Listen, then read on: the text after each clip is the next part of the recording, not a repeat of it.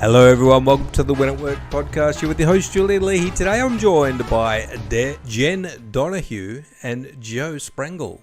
Welcome to the show, guests. Thank you. Thanks for having me. I got a little tripped up on the J's. I've never seen so many J's. It was just incredible. All right, let's load up the board. The categories today are alliteratives. Do you know what they are?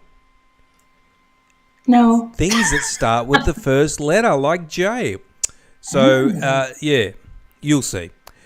Anatomy, pretty self-explanatory. Did you notice little obscure things that if you were paying attention to, which I never do, you would know the answer? Gems, islands, and astronomy. Joe on the left, you can kick things off. What would you like? Let's go with islands for 100. Islands for 100, says Joe. The Florida Keys stretch some 150 miles from Virginia Key near Miami Beach to this one. Which island? Off the coast of Florida. Has it got people on rafts fleeing? Cuba? I don't know. That's the only one I can think of outside of Florida. Let me just make that bigger. Key West. Oh, that's an island too. I don't really consider that an island as such. I always think of it as a country, I was thinking. Anyway. Okay. Never mind, Joe. I wouldn't have got that one. You're still in control, though. What would you like? Well, I guess I'm not doing it well with islands. Let's go with astronomy. Yeah, let's jump ship. Astronomy. He discovered the 4 largest moons of Jupiter in 1610. Oh, my goodness. These are proper astronomy questions. They're not like, what's next to the Earth? This one, now I know why. It's a really old guy, and it's got a really kind of old, kind of Greek ancient name. I think it starts with a C. Now, I'm often wrong. Actually, I'm wrong about 70% of the time. But I think it starts with a C, if that helps. If you've got any astronomy people in your mind that start with a C. Julian? Who Is that? it Copernicus? Is it Copernicus? Copernicus, that's the only one I've got. Let me have a look. Yeah, see, I'm renowned for giving absolutely terrible clues. It's Galileo. Sorry about that. I was going to say Galileo, but it doesn't start with a C. Oh no, we've got a problem here. I've affected the result. Still in control, Joe. Let's go with Did You Notice for 100. Did you notice? I feel guilty. 100. It's what the Statue of Liberty is holding in her right hand. Did you notice? Jen? Torch. Oh, I'm sorry. Is it a torch? Well, Jen put the hand up first. That's good. I'm okay. Yeah, but I tell you what, Jen, you don't need to be so polite. Just holler the answer, but I'm going to give it to you, Jen. It's the military training. You don't speak unless spoken to. That is true. Joe, Jen, sorry, you're in control. What would you like? Let's go back to islands for 200. Islands for 200. According to Guinness, the greatest explosion in the past 3,000 years occurred on August 27, 1883 on this island. Since it says Guinness, is it Ireland? Well, it's like the Guinness Book of Records, you know? Oh, okay. Yeah, so it's anyway. Any idea which island blew up? If you look down, I'm going to assume you're looking at your phone, Googling. No. All right. Can anyone remember the island that blew up? There was 2 massive ones. There was Vesuvius and Pompeii, I think. No. Oh, actually, no, there's another one. Starting with a K. Do we know what it is? It is K. Krakatoa. Oh. Jen, you're still in control? Okay, let's go to anatomy for 100. Anatomy for 100. In women, the hormone prolactin increases the production of this? What is estrogen? Estrogen, Jen. The answer is mother's milk. Oh, it produces milk. Actually, yeah. Oh, that makes sense. I think my wife said that once to me when we were going through all that. She tells me all the medical stuff. I gave you points there by accident, I think. Anyway, have you got one correct so far, Jen?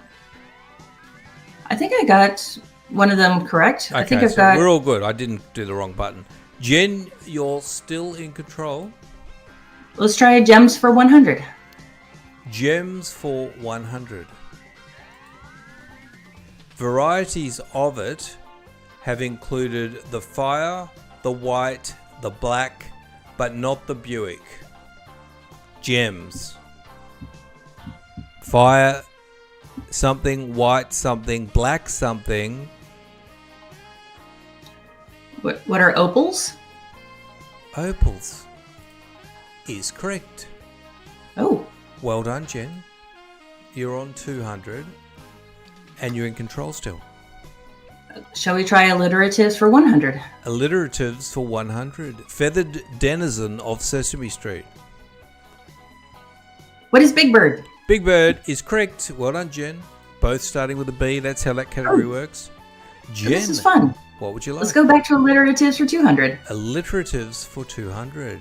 UFC heavyweight champ nicknamed Bones. That will give you a clue because that nickname rhymes with his surname, which is a common surname, and then you've got to guess his first name, which will start with the first letter of his surname, which rhymes with Bones.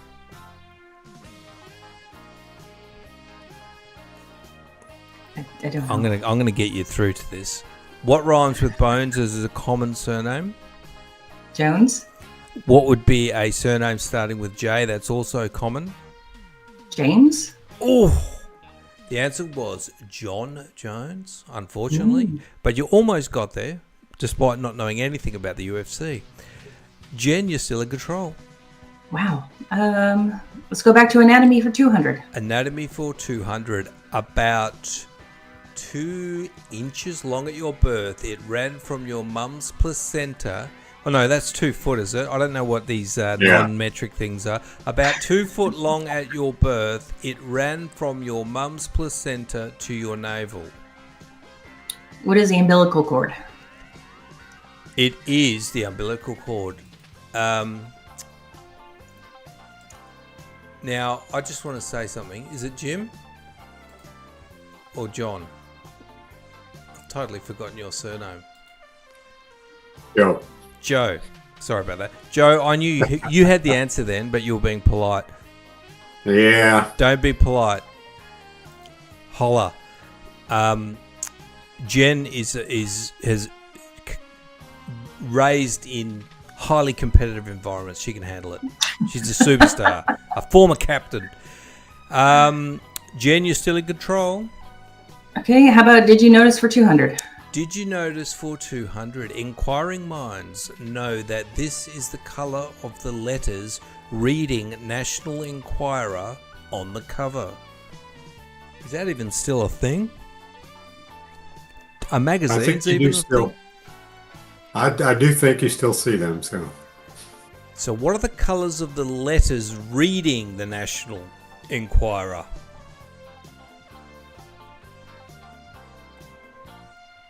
Or is it just one of the letters of where it says National Enquirer? I don't know. What colour? I'm thinking...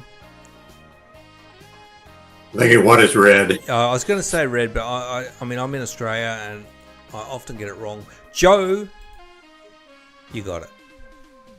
All right. You're in finally. control. Got your name right. Let's go alliteratives for 300. Alliteratives for 300. Oh, this is another one of these. 2 1/8 by 3 3/8 wafer of plastic. So a thin wafer of plastic that improperly used can get you in debt beyond your wildest dreams. What is credit card? Credit card, and it's alliterative, and it's correct, Jen. You're in control. Well done. Sorry, Joe. Problem. Well, you're actually on. No, you're on. The middle one was one I accidentally gave points to. You're on 600, Jen. Wow. Yeah, Well, let's go for. Oh, go ahead. Go ahead. Sorry. You got. I was just getting excited. Yeah. Sorry. What was it? Where are we now? Let's go alliteratives for 400. Alliteratives for 400.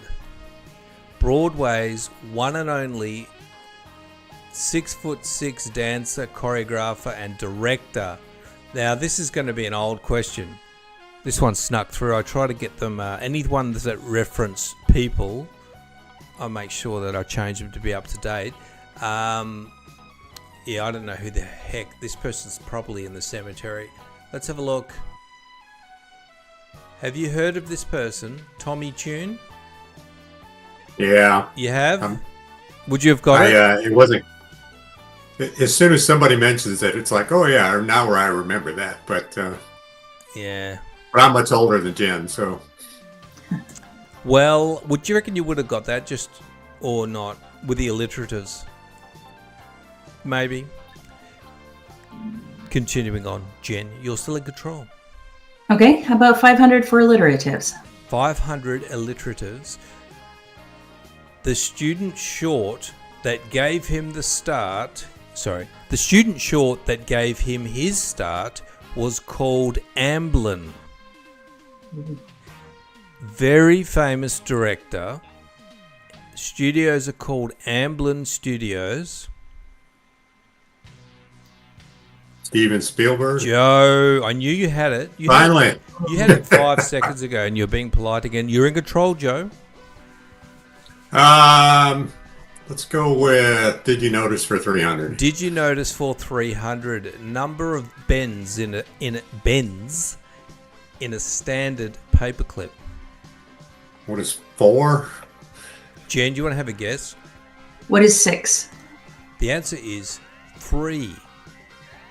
Yeah, I almost went with 3. Who would know that, really? Unless you spend all of your time undoing paperclips. Who's in control, Joe or Jen? I forgot. Joe. Joe is in control. What would you like?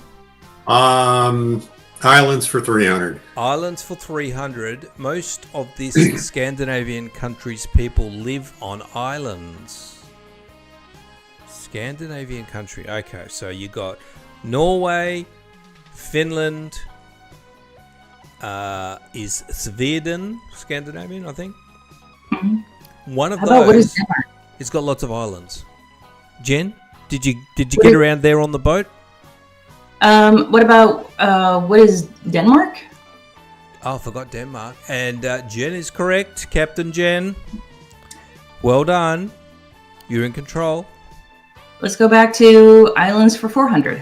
Islands for 400. Only independent island nation in the Persian Gulf. Island in the Persian Gulf. I don't know anything about the Persian Gulf. So you got all those Middle Eastern countries. Well, Jen, this is one that you might know actually. Did a little bit of bombing in that area. Sorry. No idea.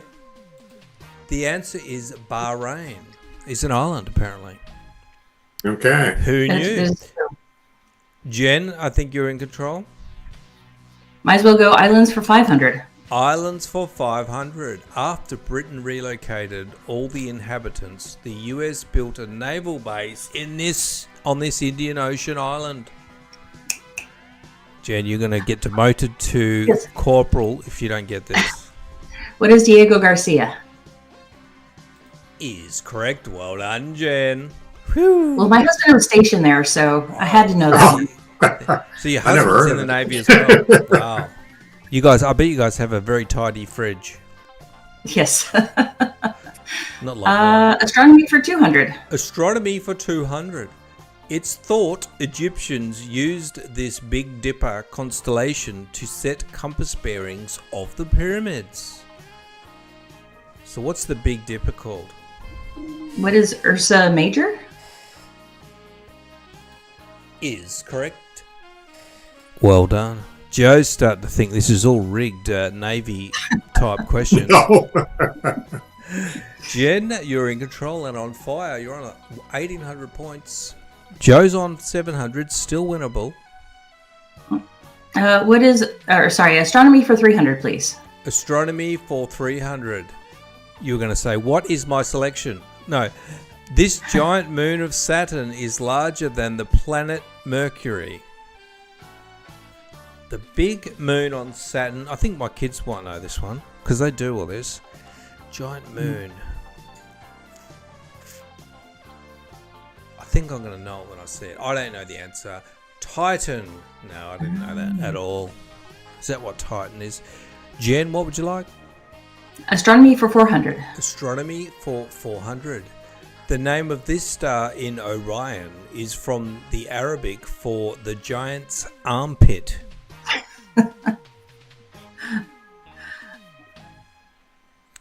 A star in Orion. What's Orion? Is that in the Milky Way? Who knows? Let's take a look. It is... Betelgeuse? Betelgeuse is correct. And now I had that open, but I don't think anyone can read these really, so I'm going to give it to you.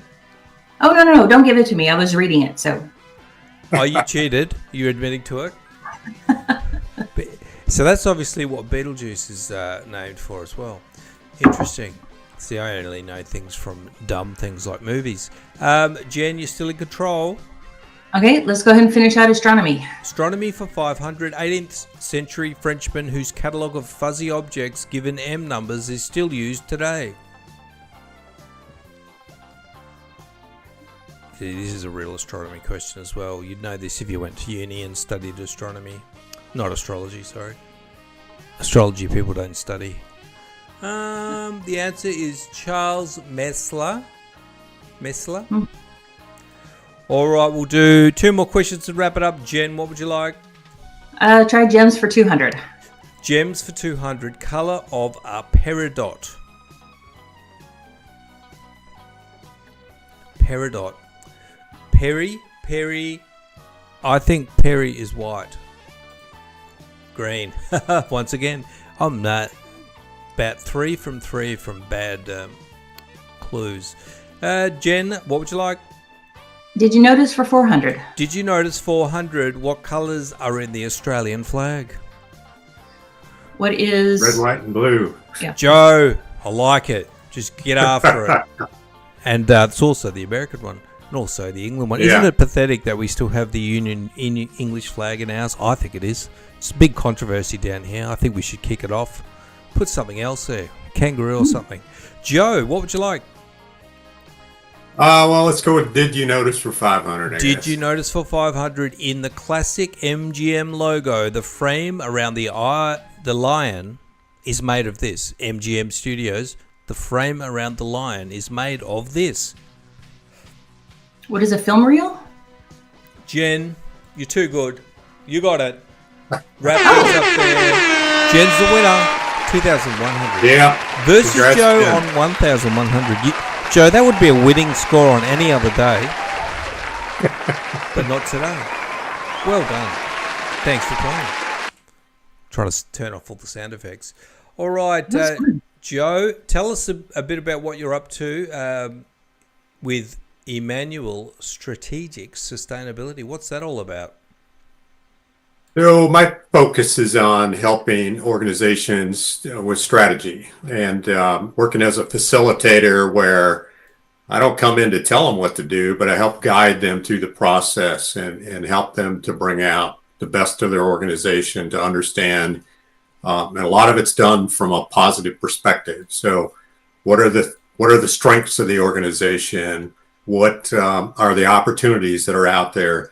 And it doesn't mean that you ignore things that are negative, but you reframe them as a positive perspective, looking at what their aspirations are, what are the things that the members of the organization want to achieve, and then ultimately developing an understanding of how we're going to track the results to ensure that we're reaching the desired outcome that everybody can get on board with, and then begin to work through the process of developing the steps necessary to move them from a current state to a future state. And what types of businesses do you work with, Joe? So my preferred group is small to medium-sized manufacturing operations. I spent 30 years in manufacturing sector before I tell people I had a midlife crisis and decided to become an academic. Now I tell people I'm having my second midlife crisis, or my two-thirds life crisis, and working as a consultant to help companies to become much more environmentally, socially responsible. But the good news is, by doing that, they also become more financially profitable. People down here get red sports cars and pierced ears. Yeah. And well, I think it's good that you've niched down because a lot of consultants don't, and they say, and they say they'll work with just about anybody, but immediately, people that are in the manufacturing area would probably think, oh, let's listen to this. So that's good. And what are some of the main challenges that is happening? At least you guys have manufacturing, which we don't have much of, but we need. And what are some of the things that people are finding that they're losing control of within their manufacturing business? That I think one of the top three, if not the top issue, is just getting people that will come to work in manufacturing. Everybody thinks it's dirty, dank, dark, nasty place to work. And the reality is that modern day manufacturing plants are well lit. There's lots of technology. The atmosphere in many places is much cleaner, and it really is a great place to work.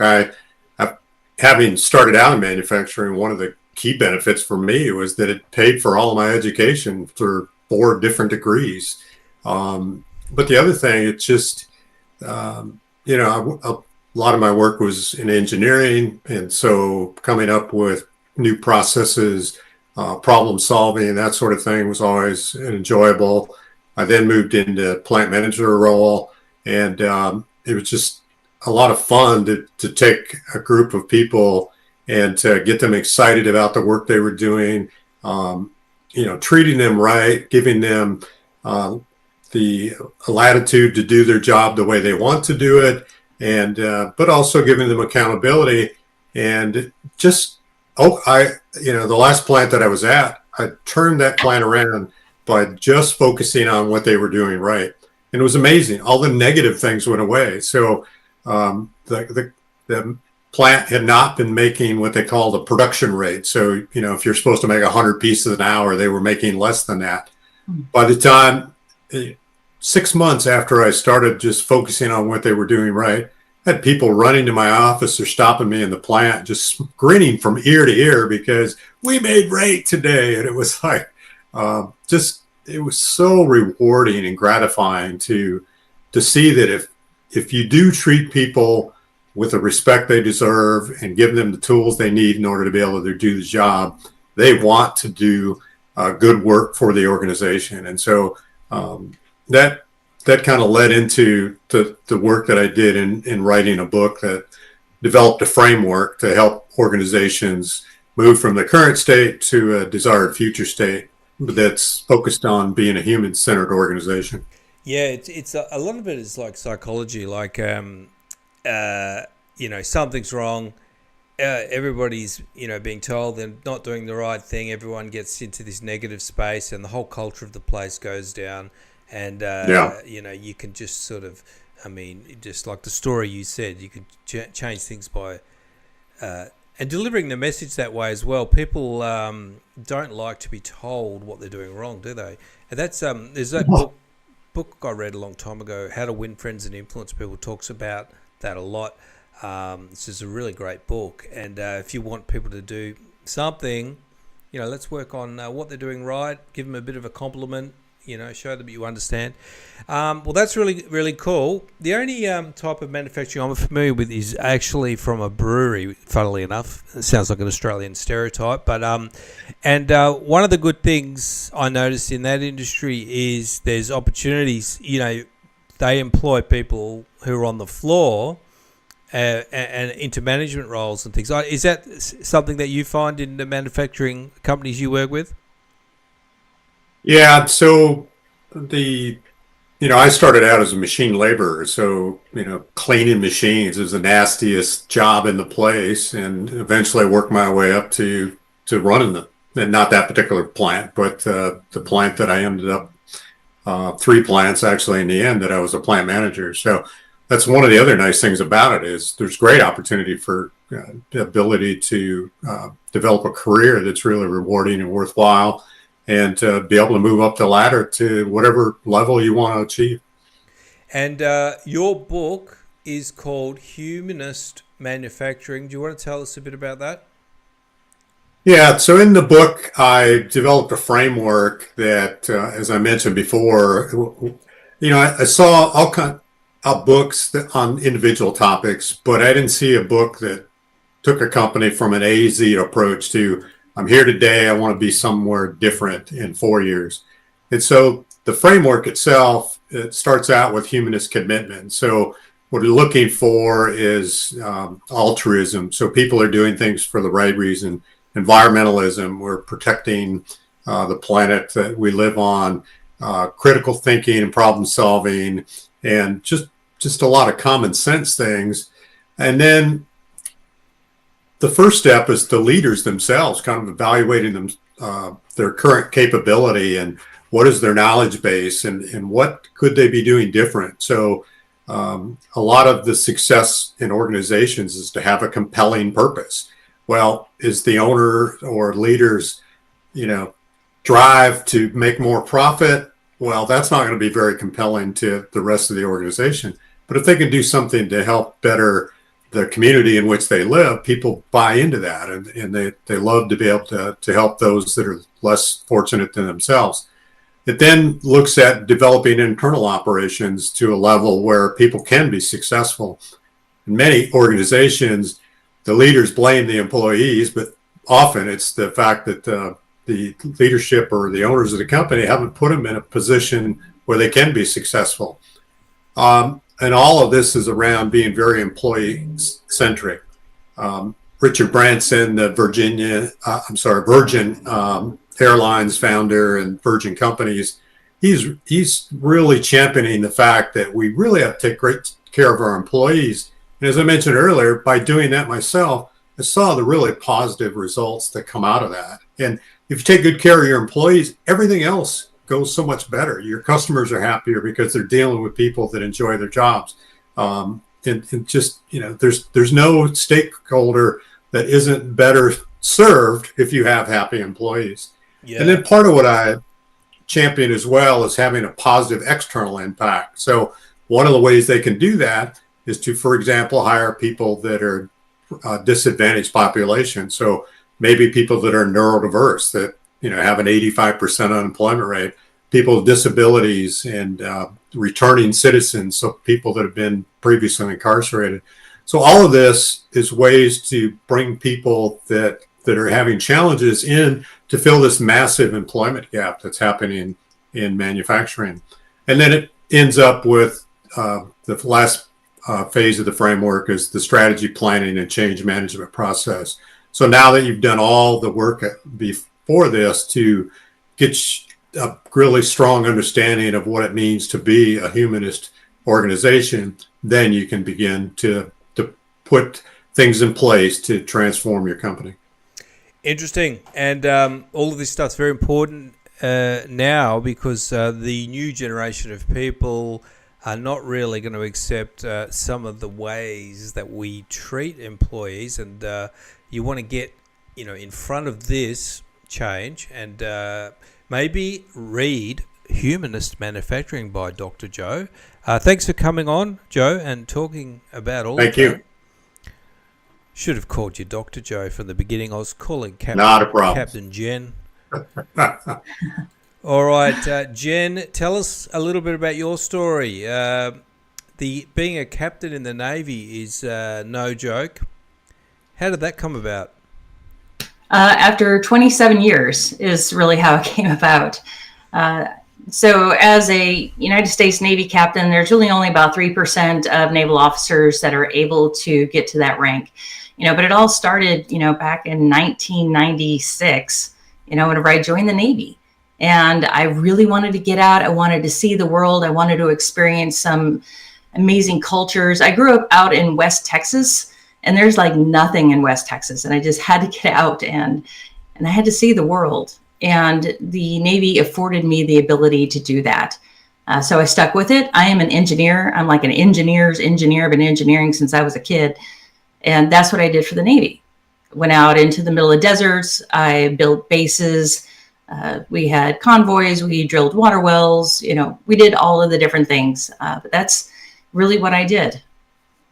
Awesome. And then, so when did you finish with the Navy? You did 20 years in it. I did. I was able to retire in March of 2022, which was almost 3 years ago, which seems amazing. Wow. But did you find it difficult living with all the normies? I was typically the only woman. I was typically the only woman officer. And what got awkward is that you always have to have a battle buddy, which is somebody who goes with you everywhere. They always have your back, but whenever you have to go to the bathroom, that's just awkward, having to have a male like take you to the bathroom and I have to go towards the bathroom with him. Anyways, but it was one of those things where it's like, I never really thought about, well, I'm the only woman this or the only woman that. I always just wanted to be the best, whatever that position was, the best company commander, the best training officer, the best commanding officer. So for me, it was all about how can I show up in the world just to be the best that I can, but not just for myself, but really for all of my people. And I think that's one of the things that really drove me is how can I help all of the people that are below me? How can I help them to be successful? How can I make their life better? How can I make their life easier? And so that's one of the things that I took away from the military. For the last couple of years while I was in the military, I was basically part-time. So I would go report for several weeks at a time, and then I would be back in my civilian life. And then in my civilian life, I realized that's one of the things that seemed to be missing a lot is those leaders that were really trying to help the people underneath them. How do we make them successful? How can we get them the training? How can we make them the best that they can be? And so from that, I kind of set myself on a mission to try to help as many other leaders and other people just help themselves and help the people around them. Awesome. And so what do you do? Are you doing speaking engagements around the place? I do. So I'm an international keynote speaker, which is absolutely so much fun to be able to go out and, again, like the Navy, go out and see and experience new people. I'm also a coach, but still at my heart, I'm still an engineer. So whenever I'm not doing that, I own a small boutique earthquake engineering company where we look at all of the cool sciencey things about earthquakes. And so we do that. You're not doing enough, Jen. Well, I don't talk about work-life balance. Like that's not my keynote. Like Yeah. I'm horrible at that stuff. But no, there's so much that we can do in life. There's so many people that we can help. And this is how I'm doing it. I'm either working on engineering to help structures like buildings and bridges and things like that, or I'm going out and helping organizations and corporations and helping them create better teams. I mean, what could be better than that? Wow, yeah. And which is takes up the most of your time? Right now, the speaking is taking up most of my time, the speaking and the coaching. I also just finished writing a book, so that took up a very large portion of my time, but I'm excited. That comes out in November, talking all about how do we get over our own internal obstacles so that we can be the best that we can be. But I love what I do. You got a very, as a speaker, I read your bio and immediately it seems like, oh, wow, this is interesting. It speaks to people. Do you find it easy to get bookings? It has been fairly easy. I mean, obviously, I would love to be busier. Yeah. But it has been very easy. It's very easy to find me. I speak to all different types of organizations and corporations. There was one week that I got to speak to a bunch of neurosurgeons. And then like the very next week, I was speaking to some garbage collectors. So it just depends. But, everybody needs something. There's something within us that we can still learn. We can still grow. That's what's so incredible about the things that I get to talk about is like, how do we personally grow so that we can be better for ourselves and the people that we're around? Awesome. And so do you travel to speak mostly, or do you do anything virtually? I do both. Right now it's probably about 80% travel and maybe 20% virtual. Yeah. We have International Women's Day coming up in March, so that one is going to be virtual. But I just got off a 10-day speaking tour, all around the United States. So it's nice to be home now. Wow. Well, that's awesome. So, I mean, there's so many people that would be interested in hearing you, and you've got the women doing cool things angle. You've got the fact that you were a captain in the Navy, which is incredible. I mean, as a leadership speaker as well. So, if any of those things sound interesting, I think Jenn might be a pretty good speaker to have. So Jenn's details are in the show notes, and Joe has specialised in manufacturing. So if you're in that industry, I like it when people have a clear appeal. Do you know what I mean? I know exactly what they do, and sometimes I don't. But in this case, if you guys want to reach out to our guests, they're in the show notes. Thank you very much to our wonderful guests today for coming on. Thank you for having us. Excellent. Yes, thank you. If you want to reach out, you know what to do. I'm going to wrap things up now. See you next time. Bye.